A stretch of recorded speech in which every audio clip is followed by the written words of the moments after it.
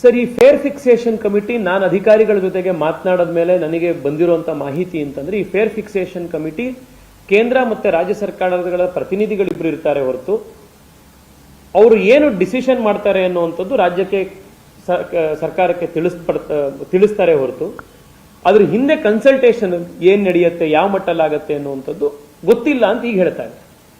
ಆದ್ರೆ ಅಲ್ಲಿ ಇದು ಅವ್ರು ಹೇಳಿರುವಂತ ತೇಲಿಸ್ಕೊಳ್ಳಿಕ್ಕೆ ಇವತ್ತು ಅವ್ರು ಕೊಡ್ತಾ ಇರುವಂತ ಹಾರಿಕೆ ಉತ್ತರ ಅದು. ಆದ್ರೆ ರಾಜ್ಯ ಸರ್ಕಾರದ ಪ್ರತಿನಿಧಿಯಲ್ಲಿರಬೇಕಾದಾಗ ಮತ್ತೆ 51% BMRCL ಅಲ್ಲಿ ರಾಜ್ಯ ಸರ್ಕಾರದ ಶೇರ್ ಇರಬೇಕಾದಾಗ ರಾಜ್ಯ ಸರ್ಕಾರದನ್ನ ಕನ್ಸಲ್ಟೇಷನ್ ಮಾಡದೇನೆ ನಮಗೆ ಬೇಕಿದ್ದು ನಾವು ಅಧಿಕಾರಿಗಳು 3 ಜನ ನಾವು ಕೂತು ತೀರ್ಮಾನ ಮಾಡ್ತೀವಿ, ಅದರಿಂದ 8 ಲಕ್ಷ ಜನ ನಾಳೆ ಬೆಳಗ್ಗೆ ಎಷ್ಟು ಟ್ರಾವೆಲ್ ಮಾಡೋರು ಎಲ್ಲರೂ ಫೀಸ್ ಕಟ್ಟಬೇಕು ಅದನ್ನ ಅಂತಂದ್ರೆ ಅಲ್ಲ, ಇದು ನೀವು ಉಲ್ಟಾ ತಗೊಳ್ಳಿ. ರಾಜ್ಯ ಸರ್ಕಾರದ ಮೇಲೆ ಈಗ ಆರೋಪ ಮಾಡ್ತಿದ್ರಿ, ನಿಮ್ಮ ಹತ್ರ 49 ಇದೆಯಲ್ಲ, ನಿಮ್ಮನ್ನ ಕನ್ಸಲ್ಟ್ ಮಾಡಿ. ನಾನ್ ನಿಮಗೆ ಇವತ್ತು ಹೇಳ್ತಿರೋದು ಇದೇನೆ, ರಾಜ್ಯ ಸರ್ಕಾರ ಇದು ಇನಿಷಿಯೇಟ್ ಆಗಿದ್ದು ಎಲ್ಲಿಂದ? ಅಲ್ಲ, ನಾರ್ಮಲ್ ಪ್ರಾಸೆಸ್ ಅಲ್ಲ ಸರ್. ನೀವು ಬರೀ ಬೆಂಗಳೂರು ಮೆಟ್ರೋದು ಮಾತ್ರ ದರ ಇವತ್ತು ಪರಿಷ್ಕರಣೆ ಆಗಿದ್ದಿದ್ರೆ ಇದು ನಾರ್ಮಲ್ ಪ್ರಾಸೆಸ್ ಅಲ್ಲಿ ಆಯ್ತು, ಇದು ರಾಜ್ಯ ಸರ್ಕಾರದ ರೋಲ್ ಇಲ್ಲ ಇದರಲ್ಲಿ ಅಂತ ನಾವು ಭಾವಿಸಬಹುದಿತ್ತು. ಆದ್ರೆ ರಾಜ್ಯದಲ್ಲಿ ನಾನು ಆಗ್ಲೇ ನಿಮಗೆ ಹೇಳಿದೆ, ಬೇರೆ 15 ಬೇರೆ ಬೇರೆ ಐಟಮ್ಗಳನ್ನೆಲ್ಲದನ್ನೂ ಏರಿಸಿದ್ದಾರೆ. ಬಸ್ ದರ ಏರಿಸಿದ್ದಾರೆ, ಹಾಲಿನ ದರ ಏರಿಸಿದ್ದಾರೆ, ಬಿಯರಿನ ದರ ಏರಿಸಿದ್ದಾರೆ, ಪ್ರಾಪರ್ಟಿ ರಿಜಿಸ್ಟ್ರೇಷನ್ ದರ ಏರಿಸಿದ್ದಾರೆ. ಇದನ್ನೆಲ್ಲ ಏರಿಸಬೇಕಾದ್ರೆ ಸರ್ಕಾರಕ್ಕೆ ಇನ್ನೆಲ್ಲೆಲ್ಲಿಂದ ದುಡ್ಡು ತಗೊಂಡು ಬರ್ಬೋದು ಅಂತ ರಾಜ್ಯ ಸರ್ಕಾರ ಕೂತು ಚರ್ಚೆ ಮಾಡಿದಾಗ ಮೆಟ್ರೋ ದರನು ಏರಿಸಿ ಅಂತ ಹೇಳಿ ಆ ಪ್ರಾಸೆಸ್ ಶುರು ಮಾಡಿದ್ರು. ರಾಜ್ಯ ಸರ್ಕಾರ ಮೆಟ್ರೋ ದರ ಏರಿಸಿ ಅನ್ನೋದಕ್ಕೆ ಕೇಂದ್ರ ಸರ್ಕಾರಕ್ಕೆ ಈ ಪರಿಷ್ಕರಣೆ ಮಾಡಿ ಅಂತ ಹೇಳಿ ಫೇರ್ ಫಿಕ್ಸೇಷನ್ ಕಮಿಟಿ ರಚನೆ ಮಾಡಿ ಎನ್ನುವಂತ ಪ್ರಾಸೆಸ್ ಇನಿಷಿಯೇಟ್ ಮಾಡದಲ್ಲೇ ಇದ್ದಿದ್ರೆ ಇವತ್ತು ಮೆಟ್ರೋ ದರ ಬೆಂಗಳೂರಿನಲ್ಲಿ ಏರಿಕೆನೆ ಆಗ್ತಿರ್ಲಿಲ್ಲ.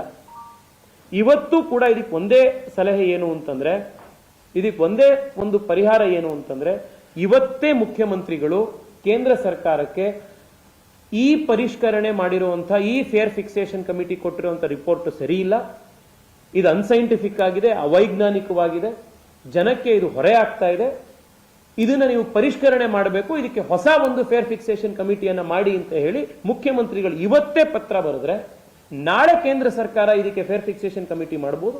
3 ದಿವಸದೊಳಗಡೆ ಅದಕ್ಕೆ ಬೇಕಾಗಿರುವಂತಹ ಒಂದು, ಯಾಕೆಂದ್ರೆ ಇವ್ರು ಆಗ್ಲೇ ಸಿಂಗಾಪುರ್, ಹಾಂಗ್ಕಾಂಗ್ ಎಲ್ಲ ಕಡೆ ಟೂರ್ ಹೊಡೆದು ಬಂದಿದಾರಲ್ಲ ಈ ಫೇರ್ ಫಿಕ್ಸೇಷನ್ ಕಮಿಟಿಯವರು, ಈಗಾಗಲೇ ಹೋಗಿ ಬಂದ್ಬಿಟ್ಟಿದಾರಲ್ಲ ಇವರು. ಈ ಹೊಸ ಕಮಿಟಿಗೆ ನಾವು ಇಷ್ಟೇ ಹೇಳ್ಬೇಕು, ನೀವು ಹಾಂಗ್ಕಾಂಗು ಸಿಂಗಾಪುರ್ಗೂ ಹೋಗೋದ್ರ ಬದಲು ನೀವು ನಮ್ ಸಿಂಗ್ಸಂದ್ರ ಹೊಂಗ್ಸಂದ್ರ ಇಲ್ಲಿ ಓಡಾಡುವಂತ ನಮ್ ಜನರನ್ನ ಓಡಾಡಿ ಹಾಂಗ್ಕಾಂಗು ಸಿಂಗಾಪುರ್ ಬದಲು ಸಿಂಗ್ಸಂದ್ರ ಹೊಂಗ್ಸಂದ್ರಕ್ಕೆ ಓಡಾಡಿದ್ರೆ ನಮ್ ಜನ ಯಾವ ತರದವರು, ಯಾರಲ್ಲಿ ಓಡಾಡ್ತಾ ಇರುವಂತವ್ರು, ಅವ್ರ ಜನಸಾಮಾನ್ಯರು ಯಾರು ಓಡಾಡುವಂತವ್ರು, ಅವ್ರು ಎಷ್ಟು ಒಂದು ತಿಂಗಳ ಆದಾಯ ಎಷ್ಟು, ಗಾರ್ಮೆಂಟ್ ಅಲ್ಲಿ ಕೆಲಸ ಮಾಡ್ತಾ ಇರುವಂತ ನೌಕರರು 250 ರೂಪಾಯಿ ಪ್ರತಿ ದಿವಸ ಮೆಟ್ರೋದಲ್ಲಿ ಕೊಟ್ಕೊಂಡು ಹೋಗ್ಬೇಕು ಅಂತಂದ್ರೆ ಅವ್ರ ಜೀವನ ಹೆಂಗ್ ನಡೆಸ್ತಾರೆ? ಸೊ ಅವ್ರಿಗೆ ಸಂಬಳನೇ ಅಷ್ಟು ಬರಲ್ಲ.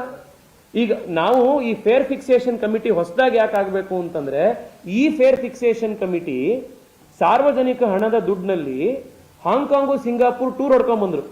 ಇವ್ರು ಟೂರ್ ಹೊಡಿಬೇಕಾಗಿದ್ದು ಸಿಂಗ್ಸಂದ್ರ, ಹೊಂಗ್ಸಂದ್ರ, ನಮ್ ವಿಜಯನಗರ, ಬಾಪೂಜಿ ನಗರ, ದೀಪಾಂಜಲಿ ನಗರ, ಇಲ್ಲಿಗೆ ಹೋಗ್ಬೇಕಿತ್ತು ಅವ್ರು. ಅಲ್ಲಿ ಯಾವ ಜನ ಓಡಾಡ್ತಾರೆ, ಏನ್ ಮಾಡ್ತಾರೆ, ಅವ್ರ ತಿಂಗಳ ಆದಾಯ ಎಷ್ಟು, ಇದನ್ನ ತಿಳ್ಕೊಬೇಕಿತ್ತು. ಇದನ್ನ ಯಾವ್ದನ್ನು ಮಾಡದಲ್ಲೇ ಅನ್ಸೈಂಟಿಫಿಕ್ ಆಗಿ ಒಂದು ರಿಪೋರ್ಟ್ ಕೊಟ್ಟಿರೋದ್ರಿಂದ ಇವತ್ತು ಇದರಿಂದ ಸಮಸ್ಯೆಗೆ ಉಂಟಾಗಿದೆ. ಇದನ್ನ ನಾನು ಮಾನ್ಯ ಮುಖ್ಯಮಂತ್ರಿಗಳಲ್ಲಿ ಕೈ ಮುಗಿದು ಮನವಿ ಮಾಡ್ತಾ ಇದ್ದೀನಿ. ನಿನ್ನೆ ನಾನು ಆಗ್ಲೇ ಕೇಂದ್ರ ಸರ್ಕಾರದ ಮಟ್ಟದಲ್ಲಿ ಅತ್ಯುನ್ನತ ಅಧಿಕಾರಿಗಳಿಗೆ, ಮಂತ್ರಿಗಳ ಗಮನಕ್ಕೆ ಈ ವಿಷಯ ತಂದಾಗಿದೆ.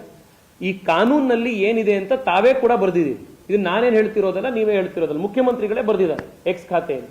ಈ ಫೇರ್ ಫಿಕ್ಸೇಷನ್ ಕಮಿಟಿ ಮಾಡುವಂತ ರೆಕಮೆಂಡೇಶನ್ಸ್ಗಳು ಬೈಂಡಿಂಗು, ಅದನ್ನ ನಾವೆಲ್ಲರೂ ಪಾಲಿಸಲೇಬೇಕು ಅಂತ.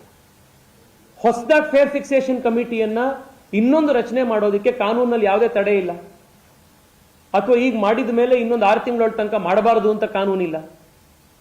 ಈಗ ಮಾಡಿರುವಂತದ್ದು ಸರಿ ಇಲ್ಲ ಅಂತಂದ್ಮೇಲೆ ಹೊಸ ಫೇರ್ ಫಿಕ್ಸೇಷನ್ ಕಮಿಟಿ ಮಾಡಿ, ಇವತ್ತೇ ಮಾಡಿ, ಇನ್ 3 ದಿವಸದೊಳಗಡೆ ಅವ್ರಿಗೆ ರಿಪೋರ್ಟ್ ಕೊಡೋದಕ್ಕೆ ಅವ್ರಿಗೆ ತಾಕೀತ್ ಮಾಡೋಣಂತೆ.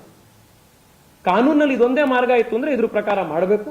ಇದನ್ನ ರಾಜ್ಯ ಸರ್ಕಾರ, ಕೇಂದ್ರ ಸರ್ಕಾರ ಅಂತ ಗೂಬೆ ಕೂರಿಸಿ ಬೆಂಗಳೂರಿನ ಜನಕ್ಕೆ ದಿನಕ್ಕೆ 9 ಲಕ್ಷ ಜನ ಬೆಂಗಳೂರಿನಲ್ಲಿ ಮೆಟ್ರೋದಲ್ಲಿ ಓಡಾಡ್ತಾರೆ. ಇವರೆಲ್ಲರೂ ಕೂಡ ಮಧ್ಯಮ ವರ್ಗದ ಜನ.